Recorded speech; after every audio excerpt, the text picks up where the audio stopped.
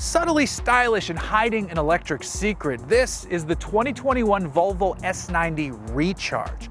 It's a plug-in hybrid and it packs a surprising punch. And if your commute is short enough, you have a beautiful journey ahead of you.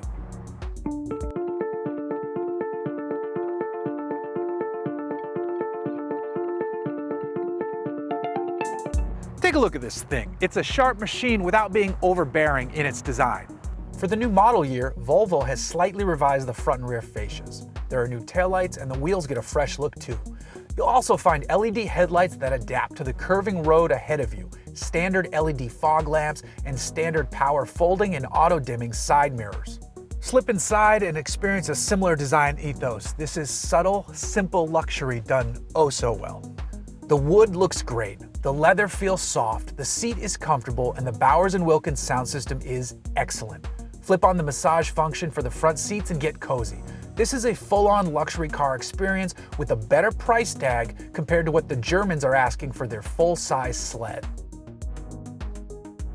What matters most here though is the powertrain, as this is the S90 Recharge, and that means it's the plug-in hybrid version, and that also means it's packing surprising power and usable electric-only driving range.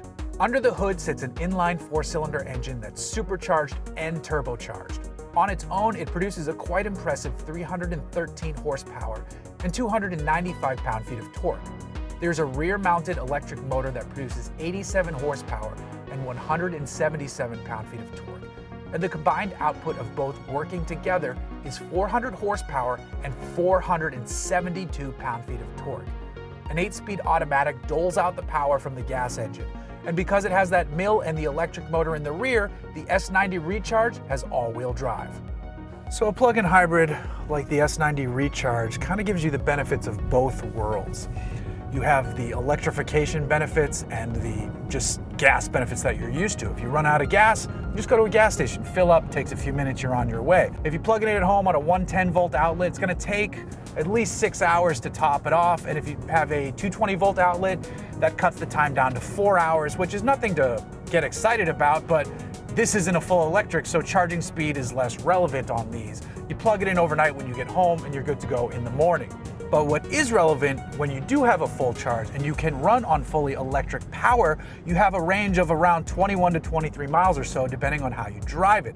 So if your commute is short enough and you're not really trying to stress it out on the highway by needing power to get up to speed, you're good to go.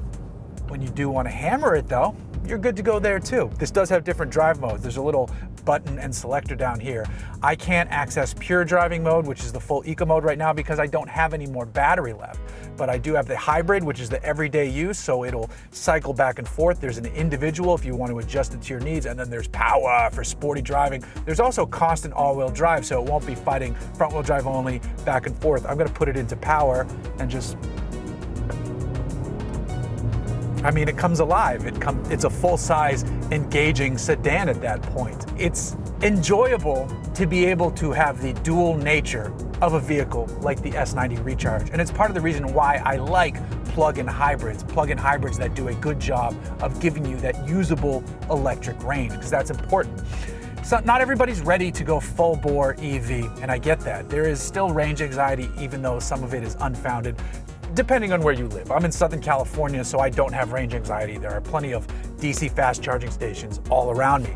And that's the same for other areas of the country. But if you're in the middle of the country, your options are less plentiful. And that's where a vehicle like this makes sense. You're gonna plug it in at night when you're home. You don't have to worry about plugging it in when you're out and about.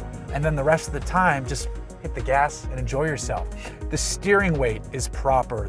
The size of the brakes is good, so it hauls itself down. There's no wonkiness in the braking. And then just sitting in the cabin, this is a very nice space to be. The seat is very comfortable. The shift lever has a really neat crystal-like design to it. The sound system is excellent, and they've been making great strides at making the touchscreen even better. I never had a problem with Volvo's touchscreen. I know some other reviewers out there do say it's not responsive. I have always had great responsiveness from it, and it's no exception here on the S90 Recharge. Pop it into sporty mode and set off. The only real wonkiness I have, my one complaint, and it's minor, and if you own the vehicle, you get used to it, is the action of the shift lever, the gear selector. Say you just turn it on, you're in park. To go to reverse, you have to press up once, which puts you through neutral, press up again to go to reverse. Now, if you want to go to drive, you press down once, you're in neutral, press down again. So it's just doubling the action. And I get that they're doing that for safety purposes. So you're like, oh, am I accidentally in reverse? You know where you've put the vehicle in terms of which gear. It's a purposeful action, but it's just kind of annoying to have to be like, reverse, boom, boom, drive. Again, I get why they do it. I just wish there was a better solution there. The Volvo S90 starts at $61,095, and this one, as tested, is just over $74K, and it's worth it. This is a full-size hybrid luxury sedan with great features, great style, serious comfort, and actually usable EV-only driving range. And it can rip from 0 to 60 in under 5 seconds when you want it to do so. Anything with the same specs wearing a TriStar, Roundel, or 4-circle badge will be over or at least $100,000. The S90 Recharge is a terrific option in this segment. If you don't need a car to stand out with overwrought styling and you just want a good car, this might be the one you're after.